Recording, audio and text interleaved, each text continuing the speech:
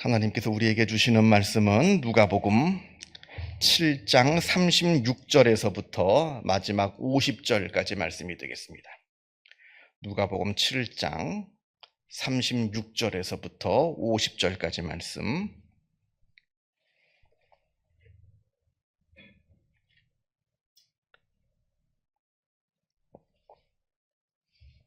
누가복음 7장 36절에서부터 50절 같이 한 목소리로 읽겠습니다.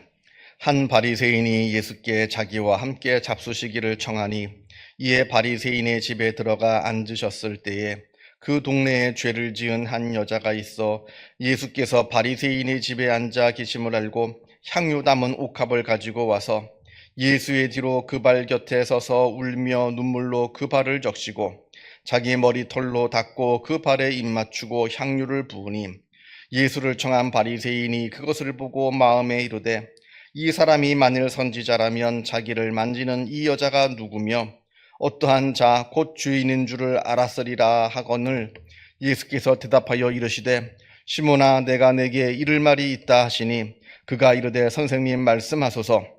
이르시되 빚 주는 사람에게 빚진 자가 둘이 있어 하나는 500데나리온을 줬고 하나는 50데나리온을 줬는데 갚을 것이 없으므로 둘 다 탕감하여 주었으니 둘 중에 누가 그를 더 사랑하겠느냐. 시몬이 대답하여 이르되 내 생각에는 많은 탕감함을 받은 자니이다. 이르시되 내 판단이 옳다 하시고 그 여자를 돌아보시며 시몬에게 이르시되 이 여자를 보느냐. 내가 내 집에 들어올 때에 너는 내게 발 씻을 물도 주지 아니하였으되 이 여자는 눈물로 내 발을 적시고 그 머리털로 닦았으며 너는 내게 입 맞추지 아니하였으되 그는 내가 들어올 때로부터 내 발에 입 맞추기를 그치지 아니하였으며 너는 내 머리에 감람유도 붓지 아니하였으되 그는 향유를 내 발에 부었느니라. 이러므로 내가 내게 말하노니 그의 많은 죄가 사하여 졌도다. 이는 그의 사랑함이 많음이라. 사함을 받은 일이 적은 자는 적게 사랑하느니라. 이에 여자에게 이르시되 내 죄사함을 받았느니라 하시니 함께 앉아있는 자들이 속으로 말하되 이가 누구이기에 죄도 사하는가 하더라. 예수께서 여자에게 이르시되 내 믿음이 너를 구원하였으니 평안히 가라 하시니라. 아멘. 우리가 지난 시간에 사람들이 예수님을 보고는 먹고 마시기를 탐하는 자요, 세리와 죄인의 친구라 이렇게 조롱하였다 하는 내용을 우리가 지난 시간에 함께 보았습니다. 오늘 본문은 그 예수님의 모습, 세리와 죄인의 친구로 살아가시는 그 예수님의 모습을 아주 단편적으로 보여주는 그러한 말씀이라 이제 여겨집니다. 36절을 이제 먼저 보면 어느 바리새인이 예수님을 자기 집에 초대하였다 이렇게 되어 있습니다. 이 당시에 많은 바리새인들은 예수님을 싫어하고 예수님을 죽이려 하고 했습니다만 그러나 개 중에는 예수님의 말씀을 좀 들어보고 싶다. 예수님이 무슨 말씀을 하시는가 이렇게 생각했던 바리새인도 뭐 좀 있었던 것 같아요. 그래서 어느 바리새인이 이제 이 사람이 이제 뒤에 보면 이름이 시몬이라 이렇게 되어 있는데 이 바리새인이 예수님을 자기 집으로 초대를 해서 같이 이제 말씀을 듣는 그러한 상황입니다. 아무튼 이 시몬이라고 하는 바리새인의 집에서 예수님께서 식사를 하며 좀 이야기를 나누고 있는데 하나님의 말씀을 증거하고 있는데 갑자기 한 여인이 예수님이 식사하시는 그 중에 아니면 예수님이 말씀하시는 그 중에 예수님께 와서는 예수님의 발 앞에 울면서 그 발에 입을 맞추고 그 발에 값비싼 향유를 아낌없이 붓는 그런 일이 벌어지게 되었습니다. 그런데 문제는 이 여인이 죄인이었다 하는 데 문제가 있습니다. 그냥 보통 여인이 와가지고 예수님께 발에 입을 맞추고 예수님의 발에 향유를 붓고 그럴 수 있죠. 그럴 수가 있는데 문제는 이 여인이 죄인이었다 이렇게 되어 있습니다. 우리가 이제 성경에서 여인을 보고 죄인이라 이렇게 부를 때에는 이 여인이 두 가지일 가능성이 많습니다. 하나는 간음을 하였던가 아니면 두 번째 몸을 파는 창녀던가 둘 중 하나입니다. 그러니까 보통 성경에서 말하는 여자를 보고 여인을 보고 죄인이라고 말을 할 때는 이 여인이 간음죄를 지은 여인이든지 아니면 몸을 파는 창녀이든지 이 둘 중 하나라는 거예요. 이런 여자가 예수님께 와가지고는 예수님의 발에 입을 맞추고 기름을 붓고 자기 머리칼로 발을 닦고 하는 그런 일이 벌어지게 되었습니다. 한번 상상해 보세요. 당시 사람들의 보기에는 이건 완전히 굉장한 시험거리입니다. 지금도 그렇지만 그 당시 율법주의적인 어떤 사람을 죄인이냐 죄가 없는 의인이냐 이렇게 둘로 나누어서 사람을 판단하는 그 시대에서는 죄인인 그 간음죄를 저지른 아니면 몸을 파는 창녀가 예수님께 와가지고는 예수님을 만지고 예수님께 울고 예수님의 발 앞에 엎드려 있는 그 자체가 굉장한 이건 시험거리고 스캔들입니다. 요즘 말로 얘기하면 스캔들이죠. 스캔들. 그것도 율법적으로 완벽하게 살라고 하는 바리새인 집에서 이런 일이 벌어졌으니 이거는 완전히 굉장한 스캔들 중에 스캔들이 이제 벌어진 거예요. 그 시간에. 아니나 다를까 이 바리새인 시몬이 이 모습을 보고는 마음에 수군댑니다. 아니 이 사람이 선지자이면서 자기를 만지는 자가 어떤 여자인지 모른단 말인가 이렇게 속으로 생각합니다. 아니 선지자이고 하나님의 아들이라면 알 거 아니냐는 거죠. 아마 이 여인은 모르긴 몰라도 동네에 소문이 파다하게 퍼진 여자인 것 같아요. 그러니까 바리새인도 알죠. 이 여자가 어떤 여자인 줄. 동네에 소문이 파다하게 퍼진 여인인데도 불구하고 예수님은 그 여자가 자기 발을 만지고 자기 발에 향유를 붓고 하는데도 꿈쩍하지 않고 가만히 있는 모습을 보면서 아니 이 여자가 지금 무슨 여자인지 뭐 하는 여자인지 모른단 말인가. 선지자라면서 하나님의 아들이라면서 그 마음 가운데 시험이 든 거예요. 쉽게 얘기하면 이 바리새인도 시험이 드는 겁니다. 자, 그런데 이 모습은 우리가 이 여인을 율법적으로 판단했기 때문에 이렇게 생각할 수 있는 겁니다. 이 여인이 의인이냐 죄인이냐. 이 당시에 모든 어떤 이 사회적인 이 세상을 바라보는 관점은 율법주의적인 관점으로 꽉 차 있는 시대이기 때문에 죄인이냐 의인이냐 이 양분, 이 양자택일의 관점에서 세상을 바라보는 시대입니다. 그런데 예수님은 의인이라면서 죄인이 자기 발을 만지고 자기 발에 기름을 붓고 입을 맞추는 것을 어떻게 가만히 둘 수 있겠는가 이렇게 생각을 하는 겁니다. 그러나 예수님께서 보시기에는 율법주의적인 관점에서 이 여인을 보는 것이 아니라 복음으로 이 여인을 판단하는 겁니다. 죄인이죠. 물론 죄인입니다만 이 죄인이 자기 죄를 회개하고 있느냐, 자기 죄를 자복하고 자기 죄를 회개하고 용서받기를 원하느냐, 이걸 보시는 거예요. 어차피 모든 사람은 다 죄인인데 그 중에 자기 죄를 자복하고 자기 죄를 인정하고 자기 죄를 회개하는 그 죄인은 예수님께서 보시기에는 용서받을 수 있다는 겁니다. 복음주의적인 복음의 관점에서 보는 거죠. 율법의 관점에서 볼 때는 세상 사람들이 죄를 지었느냐 안 지었느냐 이것을 따집니다만 복음의 관점에서 볼 때는 다 똑같은 죄인이지만 그 중에 누가 회개를 하느냐 이걸 바라본다는 겁니다. 이건 굉장한 차이입니다. 그래서 바리새인의 관점하고 예수님의 관점은 본질적으로 다른 겁니다. 그러면서 이제 이 바리새인들이 이렇게 속으로 수군수군 되는 걸 예수님께서 아시고는 짧은 비유 하나를 이렇게 말씀해 주시는데 어떤 사람, 이게 돈을 꿔주는 사람이에요. 어떤 사람한테 두 사람이 돈을 꿨어요. 한 사람은 500데나리온의 돈을 꿨고 한 사람은 50데나리온의 돈을 꿨습니다. 그런데 둘 다 잘 못 갚아요. 그러니까 이 돈을 꿔준 사람이 두 명 다 그 돈을 다 탕감을 해줬어요. 다 면제 안 갚아도 된다. 이럴 때 500데나리온 돈을 꾼 사람과 50데나리온 돈을 꾼 사람 중 둘 중 누가 더 이 돈을 꿔준 사람을 더 고마워하고 더 사랑하겠느냐? 누가 더 고마워하겠느냐? 답은 뻔하죠. 많이 돈을 꾼 사람이 탕감받았으니까 더 많이 고마워하겠죠. 그렇다는 겁니다. 죄인이지만 죄의 용서함을 받았다는 거예요. 이 여인은 많은 죄를 물론 지었지만 그 많은 죄를 지금 용서받았다는 겁니다.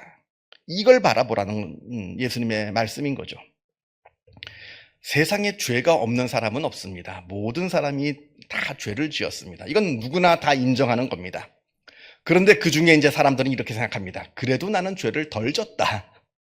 저 사람은 나보다 죄를 더 많이 졌다. 상대적인 관점에서 죄를 판단합니다. 좋다, 나도 죄인인 건 맞는데 그래도 나는 죄를 요만큼밖에 안 졌고 그냥 나는 마음속으로만 몇 번, 그냥 생각으로만 몇 번 죄를 지었고 저 사람은 생각으로 말로만 했을 뿐만 아니라 행동으로도 죄를 많이 지는 사람이다. 그래서 나도 죄인이지만 그래도 저 사람보다는 내가 더 의롭다. 이게 보통 사람들의 생각입니다. 그러나 이거는 내 생각이고요. 하나님께서 보시기에는 다 똑같이 죄를 진 죄인일 뿐이라 하는 겁니다. 내가 생각할 때는 누가 죄를 조금 덜 졌냐, 누가 더 많이 죄를 지었냐, 이게 중요합니다만 하나님께서 보시기에는 누가 회개를 하느냐, 이게 더 중요하다는 거예요. 아무리 죄를 많이 지었다 하더라도 그 사람이 진심으로 자기 죄를 인정하고 회개하고 하나님께 용서를 구한다면 그 사람은 하나님께서 보시기에 의로운 사람이 되는 것이고요.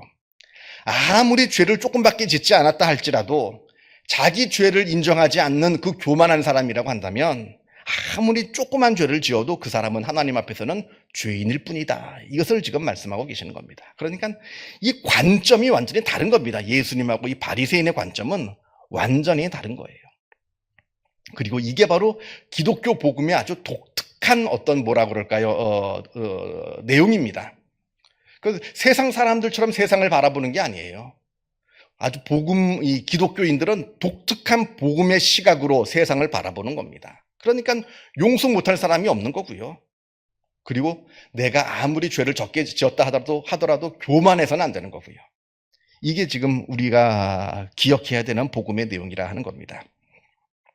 이 여인은 자기가 큰 죄를 지었습니다. 근데 그 큰 죄를 용서받았기에 더 많이 감사한 거죠. 그래서 향유 옥합, 비싸다고 합니다. 이게 향유 옥합이라는 것이요. 지금 티벳에서 지금 이게 수입해 들어오는 거래요. 나드향 있잖아요, 나드향. 이게 가끔마다 우리나라도 보니까 이 화장품이나 무슨 뭐 샴푸나 그런 데 나드향 이렇게 돼 있더라고요. 그게 이 티벳에서 오는 이 향품이랍니다. 그러니까 이스라엘에서 그 당시에 2000년 전에 티벳에서부터 이스라엘까지 그게 수입해 들어온다 생각해 보세요. 얼마나 비싸겠어요, 그게. 티벳 안에서도 아주 귀한 고가품인데 그게 이제 이스라엘까지 올라가고 하면 그게 얼마나 더 비싸지겠어요. 그 비싼 향유 옥합을 아낌없이 예수님의 발 앞에 부을 수 있는 것은 내가 이 큰 죄를 용서받았다는 감사함 때문에 그러하다는 겁니다. 감사하니까 예수님께 드리지 못할 게 없는 거예요. 드리지 못할 게 없는 겁니다. 그래서 예수님께 완전히 모든 것을 드리고 그 앞에서 눈물을 흘리고 그 발에 입을 맞추고 또 자기 머릿결로 예수님의 발을 닦고 이 모습을 통해서 이 여인이 얼마나 자기의 죄의 용서함을 받은 그 기쁨을 아주 누리고 있는지, 물론 눈물을 흘리고 있습니다만 그건 굉장한 기쁨이거든요. 이 모습을 우리가 볼 수가 있습니다. 자, 그러면서 예수님께서 이제 하시는 말씀이 그 시몬 그 바리새인에게 이 여인은 내 발에 향유를 부었지만 너는 나한테 발 닦을 물도 안 주지 않았느냐, 이렇게 이제 말씀을 하시는데, 이 당시 이스라엘 풍습에서는 먼지가 워낙 많은 동네니까요. 그리고 이 당시 사람들은 이 신발이 없고 샌들을 신고 다녔습니다. 그러니까 늘 발에 먼지가 항상 가득 끼어 있어요. 그래서 어떤 사람의 집에 초대를 받으면 그 집은 그 사람한테 발을 닦아주는 것이 그게 이제 그 당시에 이제 보통의 예의입니다. 에티켓이에요. 그래서 내가 어떤 사람을 초대했으면 내 집 안에 들어오기 전에 우리 집 하인이 그 사람의 발을 이렇게 닦아주고 발을 이렇게 수건으로 닦은 다음에 그런 다음에 이제 집으로 모시는 것이 그 당시에 하나의 에티켓이에요. 근데 이 시몬이라고 하는 바리새인은 그것도 안 했던 것 같아요. 그 이야기를 하는 겁니다. 그러니까 예수님께서 지금 무엇을 말씀하시느냐 하면 시몬은 예수님을 초대했으면서 예수님에 대한 감격이 없습니다. 그러나 이 여인은 예수님에 대한 감격이 있었던 거예요. 자, 우리가 이 말씀을 보면서 꼭 기억해야 되는 것은 모든 사람은 죄인이라고 하는 거예요. 모든 사람은 죄인입니다. 죄 없는 사람은 없습니다. 죄 없는 사람은 아무도 없다. 그러나 그 죄가 다만 밖으로 알려졌느냐 알려지지 않았느냐의 차이일 뿐이지, 그렇잖아요. 우리가 세상에 나는 의롭다, 나는 죄 지은 적이 없다 하는 사람들도 다 죄인인데 다만 자기 죄가 밖으로 알려지지 않았을 뿐입니다.